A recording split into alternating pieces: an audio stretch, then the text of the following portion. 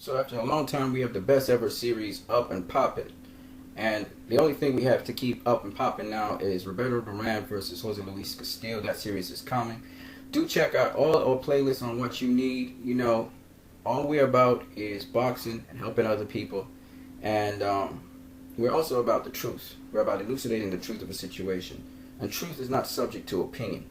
It's subject to only one thing: facts and truth. So, you know my channel. Those of you who watch my channel, you would realize I started to elucidate certain things on boxing in that channel.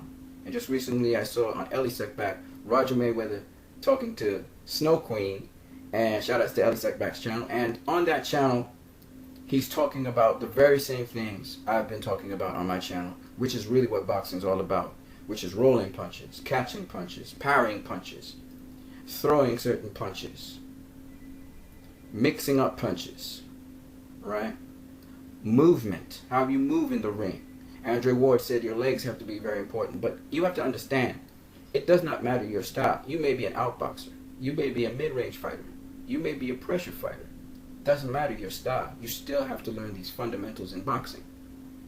And the more complete a fighter you are, of course this gentleman that I'm showing you here is a very complete fighter, but trust me when I say this again, because I love to say this over and over, because boxing as a sport evolves. There are going to be more better boxers than Floyd Mayweather Jr. as the blueprint is sent out to different boxers. It's not about just being undefeated.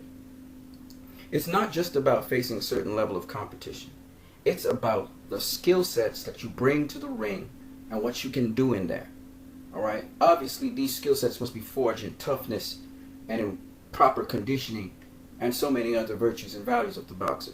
But the will to win, etc. But you have to understand that boxing comes down to skills. I keep on talking about skills so much because you can have all the talent in the world. You can have all the heart in the world. You can have all the will in the world. You can have all the toughness in the world. But if that is not honed in, if it's not refined with some sort of skill, then you're going to go nowhere with it. Or you may peak for a certain period of time and then fade away.